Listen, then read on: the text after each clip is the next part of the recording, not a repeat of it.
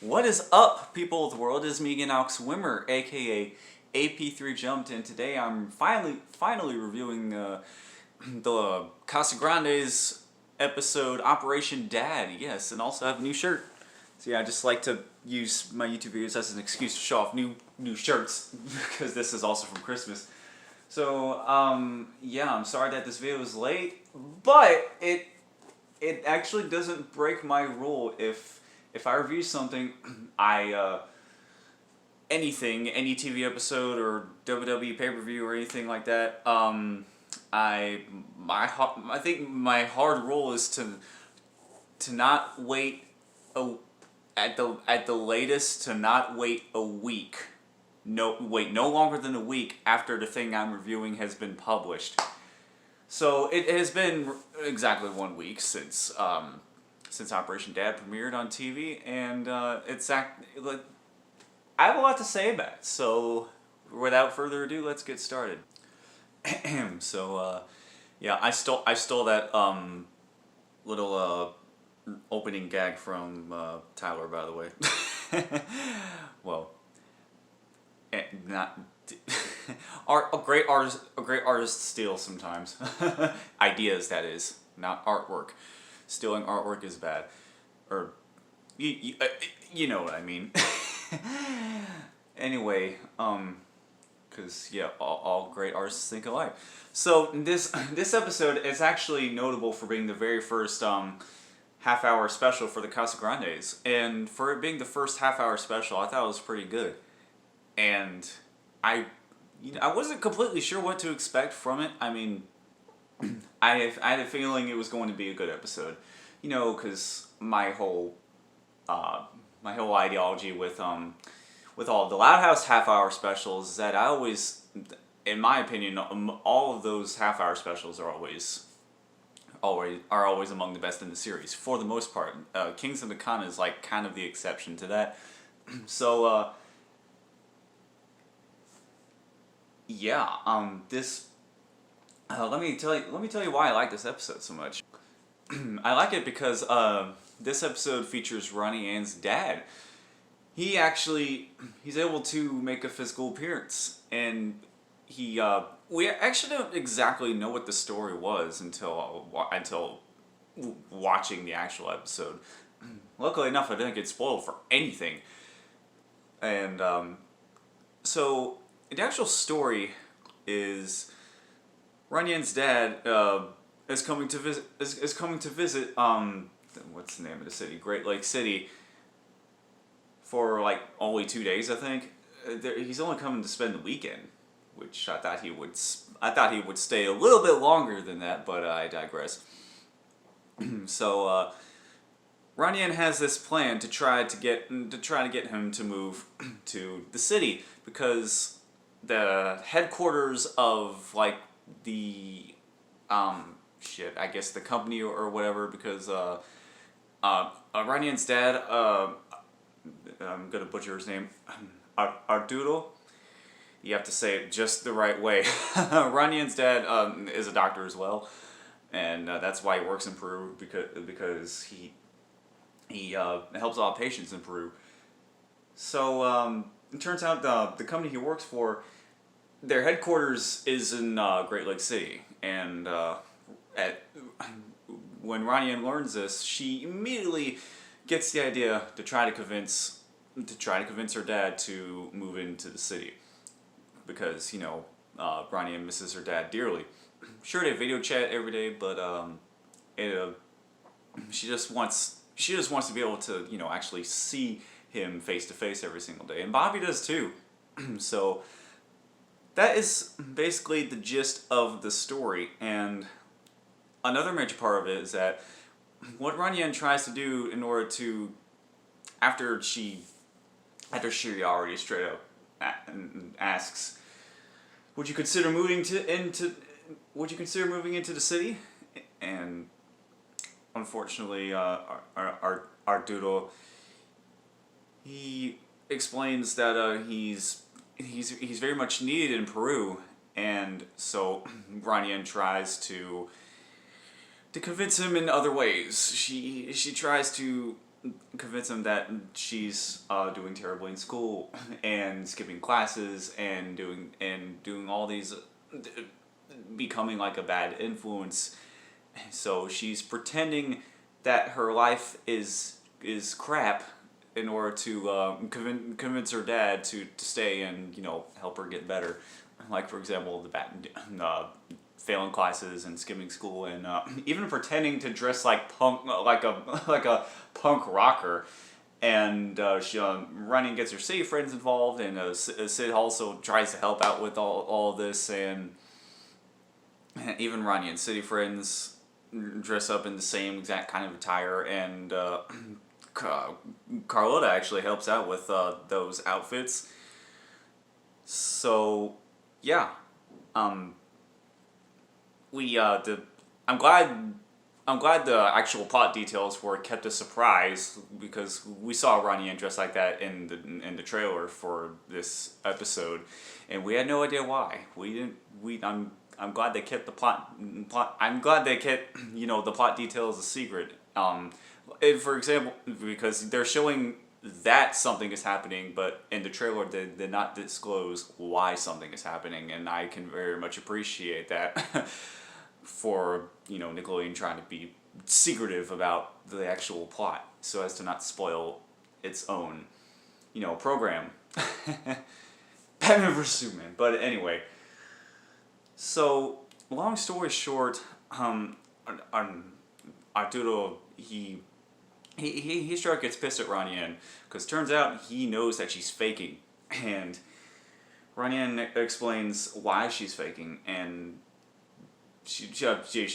Ronnie tells him everything, that she really wants her dad in the city. She really wants her dad to move in, and because she, like I said, she misses him dearly, and Arturo is touched by this, and so he's actually he's actually planning on moving to the city. And after Ronnie Ann reads, she finds a bunch of letters in Arturo's backpack, or whatever it was. She finds these letters thanking Arturo for, the helping out with the patients are basically thanking him for helping them out, and basically saying, the patients are saying that, Arturo changed my life, and so basically Arturo is very helpful and has become a very helpful doctor in Peru, and after Ronnie Ann sees all these letters, she realizes this, and she realizes she's being selfish, so she actually wants her dad to go back to Peru, because like I say, she realizes how selfish she's, she realizes that she's being selfish and not really considering the bigger picture, and in terms of what her dad actually does for a living, and how much of an impact that he has on people. And she learned that a lot of people count on him, and it's for that reason that she convinces her dad to go back to Peru, which is the opposite of what Ronnie Ann wanted originally. So damn it, people are knocking. People outside throwing my train of thought off. Anyway, yeah, y'all hear that? Life, living in an apartment. So this is what living in an apartment is like. Anyway, so I lost my train of thought. So Arturo was about to leave, actually, and Ronnie Ann actually because they hung out earlier in the city, right? They did all kinds of stuff. They watched Lucha Libre. They played in the arcade. They had pizza. They had hot dogs, from the hot dog stand that Ronnie Ann likes to go to all the time. So yeah, they took a bunch of pictures and postcards, and because I skipped over this, and I skipped over this story element, but there's also this one postcard of them standing on the roof or whatever, and they're looking overhead overhead at the city. It's actually a really gorgeous shot, and this is where the comic book aesthetic, or well, not comic book exactly. This is where the comic strip aesthetic of the Loud House franchise really shines. And for those of you who've seen the episode, y'all know exactly what I'm talking about. And I really love that shot. That's probably my favorite postcard that was taken. And Ronnie Yen puts all these postcards into like this little album for Arturo to take with him back to Peru. So so that he always has memories to look at while he's away. And Arturo is touched by this, and so he's so touched by that he changes his mind once again for the final time to move to the city like Ronnie Yen originally wanted all along. And so yeah, it's because of looking back on those most recent memories is as to why Arturo wants to stay in the city. And Ronnie Yen is so glad her plan worked after all. And the rest of her family is also glad that he's able to stay, because except for Hector, he's the only one who had a sort of disdain and disliked Arturo for some whatever undisclosed reasons. I guess my guess is that Hector must have thought Arturo wasn't good for Maria. I guess it's really the only logical guess, because I forgot to mention this, but for those of you who had your suspicions, including me, it is actually the hell. There's hair in my glasses. What the hell is up with that? Anyway, it has actually been confirmed in this episode that Ronnie Yen's parents did get divorced a long time ago. So, and that they actually are just best friends. So when their interaction was a little awkward when they saw each other face to face for the first time in a long time. They couldn't decide whether they wanted to shake hands or hug or fist bump. So they wound up doing like handshake and fist bump at the same time. So it's nice to know that they still have a good relationship. And I suspected that,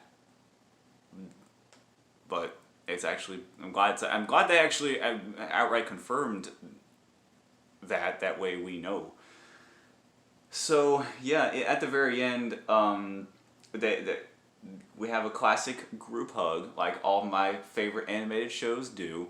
My Little Pony and the Loud House franchise, both. This is a common trope in both franchises, where all the characters gather in a group hug. And yeah, even Hector joins into the group hug, because he's had this grumpy look towards Arturo for like the entirety of the episode, and he actually winds up hugging him at the end. So it turns out he does like Hector after all. And what's also interesting is they either imply or straight up confirm that Carlos had a man crush on Arturo, and Carlos was even blushing at times throughout the episode. So I guess it's implied that Carlos is bisexual. I don't know.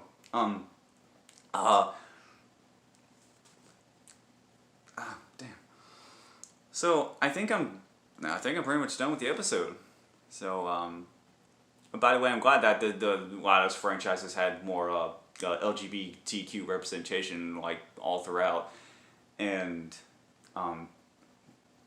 yeah, I don't have much else to say. So, all in all, what did I think of this episode? I thought it was really good. For the first half hour Casagrande's special, I am very impressed. It did live up to my standards of half hour specials for the Loud House franchise, and at that I mentioned earlier in the video. So yeah, I really did like this episode. It was as good as I thought it was going to be. There were quite a few surprises. And we got some excuse me. A good majority of of our suspicions as fans were confirmed actually. So and also this was just really fun episode to watch, and it was very charming, very heartwarming. It was very touching, and I love that we actually finally got to see Arturo and Ronnie dynamic for the first time, like completely. We had a whole episode showcasing that for the first time, and that was great. And that was undoubtedly the best aspect of the whole episode, in my opinion. And yeah, I think that's what makes the episode great. That whole that's what does the whole episode for me. And also all the other characters, I enjoyed seeing them. Sid, one of my favorite characters in the whole franchise, being adorable as always. With her impressions, they were both adorable and hilarious. I guess the one thing I guess I was technically spoiled for was I did see a screenshot of her doing her impressions of the of like the humpback whale or whatever. She's impersonating some kind of whale, and her mouth was like completely wide open and square shaped, and that part I couldn't help but think of Dory from Finding Nemo when she was speaking whale. Like, please come help us. Yeah, I couldn't help but think of that. Am I the only one who was reminded of that? I would like to know. I would like to know what you guys thought of that. And I'm done with this video now. So if you like this video, then don't forget to subscribe, like the video if you liked it, and ring the bell to be notified of future videos I make. And also let me know what you guys thought of this episode in the comment section below. What did you like about it? What did you not like about it? What were your favorite parts of the episode? And share this video too. Spreading my name around, it helps. So yeah, I am very tired, so I think I'm going to take a shower and maybe play some Smash Brothers. I don't know. Byleth is coming out in like less than 24 hours, so I have a sneaking suspicion that Byleth is coming out at midnight tonight. I don't know. That didn't even occur to me till earlier. But do not, aside from that, do not worry, because I have even more Loud House and Casa Grandes episode reviews on the way. I have all kinds. I have, the new Loud House episodes that came out. I have those reviews on the way, plus all of the Casa Grandes episode reviews. All of the Casa Grandes episodes that are coming out this week. You guys are getting reviews for those also. And another thing, I'm also going to be doing a discussion / review of Survivor, of the wrong pay-per-view. I'm doing a discussion video / review for the Royal Rumble with Michael Ray and Tyler McNutt. Hopefully I can do a review with both of them at the same time. So look forward to all of that this week. Loud House and Casa Grandes episode reviews and the WWE 2020 Royal Rumble discussion video. Look forward to all of that this week. So once again, I'm Alex Swimmer, aka AP3 Jumped. Thank you so much for watching until the end. That is it for me, and I will see you soon. Goodbye. Holy shit, this video was long.